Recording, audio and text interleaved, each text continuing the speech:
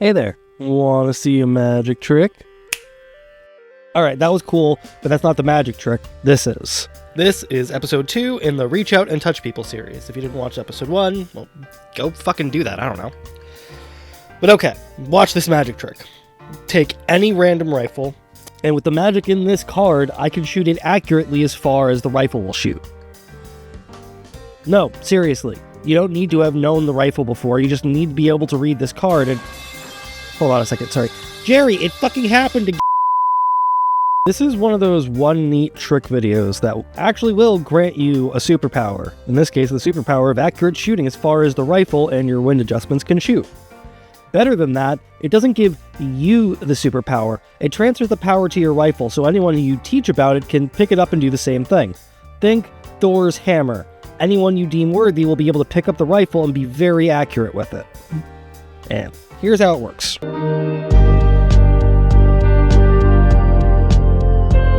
You'll need a chronograph, index cards, pre-taped hook and loop attachments, a free app, and a laminator. Chronographs, at least is for a super basic one, are about $50 on eBay or Amazon for one that will be good enough for getting a couple shots measured. Get one and measure the FPS of whatever bullets you'll be shooting. Each one should eventually get its own measurement, but for right now focus on whatever your most common bullet is. You can look up the information on the manufacturer's website, but that will be less accurate than measuring out of your gun in your environment. For me, I'm going to use PMC M855 as the reference for making this because it's cheap, it's reliable in terms of consistently going bang, it has a steel penetrator that'll defeat most helmets, and most importantly, it's cheap. What? I'm broke. Don't look at me like that. Most of you are too. And what income do you think a raccoon with hard damn... Now, take out your chronograph at a range, put it just a bit in front of the firing line, aim at an appropriate target, berm, impact area through it, and shoot your bullet through the sensor. It'll give you the speed in the form of a number. Write down the number and the unit. Do that about 5 times. Take an average of the numbers, as there can be variables in individual shots that'll add or subtract a few feet per second. That is your average bullet speed. Speaking of being broke... Jerry, can you tell me if the script's in the right order? That should be earlier, like right after the broke line, right? Who is writing this garbage? There's a free app you should look into as your ballistics calculator. Several, in fact, but I'm going to pick Hornady's because I happen to use it personally, and it gives you a lot of useful information in an easy-to-access format. The calculator will ask for a lot of information in order to give you a ballistic solution in the format of a chart, including the height over bore of your rifle's optic, which you can measure by hand with a ruler from the center of the bore to the middle of the optic, and general weather information. For an AR, set the chart so that it's in 50-yard intervals and goes out to 550 yards. Then write down the chart. Put on the top the FPS that you recorded in the first place and the bullet that it's using, make a chart of the listed distances, and estimate an impact point from the calculator. This chart is what we like to call the test chart. It is a blank, and depending on who you talk to, should either be saved into your records after you test it, or destroyed and replaced so as not to be confused with the one we're about to make. Regardless, what you do next is you take that card to a range that will let you test at those distances, and, well, you test at those distances. Get to shooting.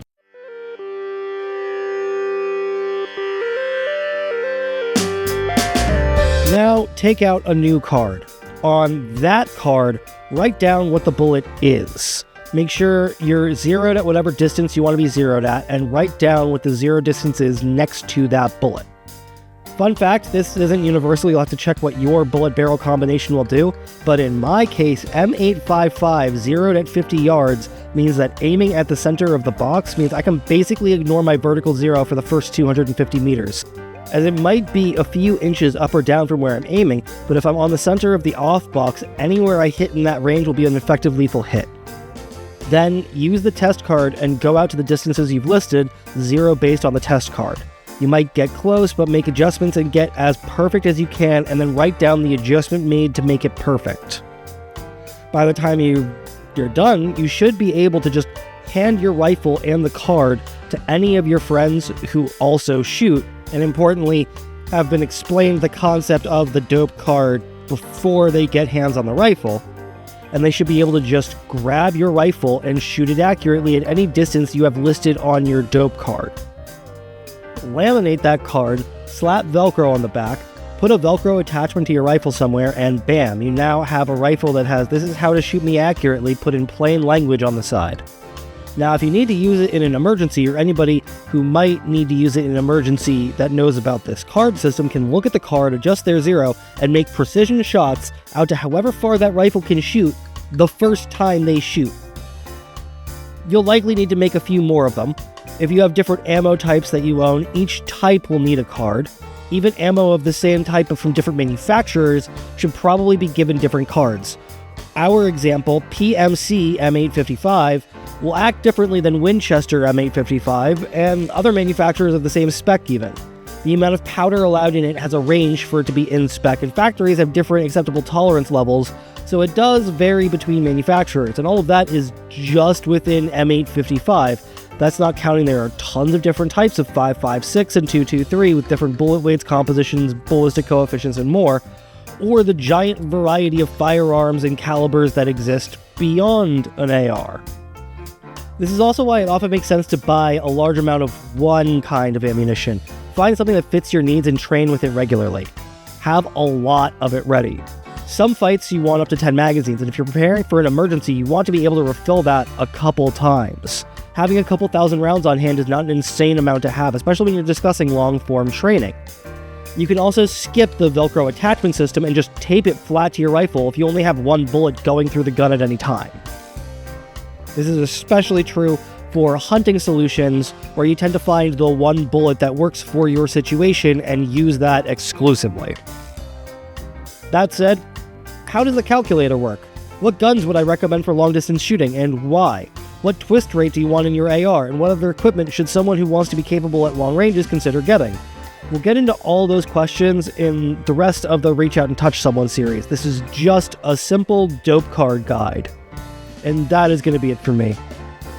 Okay, Jerry, can you check the last take? I think the boom mic dropped into the... Thank you so much for tuning in, and that's going to be it for me. Big shout out to my Patreon. If you want to support the channel, the best way to do that is to support the Patreon. YouTube is forever going to be demonetizing and doing fuckery with my videos, so I genuinely appreciate these lovely names right here, which are the reason I get to keep making this stuff. Big fucking shout out to Violet Riley and Molly McAllister, the two folks currently in my shout out gang. If you want me to say your name or something silly or something political or something weird, sign up in the shout out gang and you can make me say whatever you want in this last little bit for you. But that is going to be it for me. Stay dangerous, y'all. Keep each other safe. And remember, moral doesn't mean legal, and Stonewall was a fucking riot. Peace.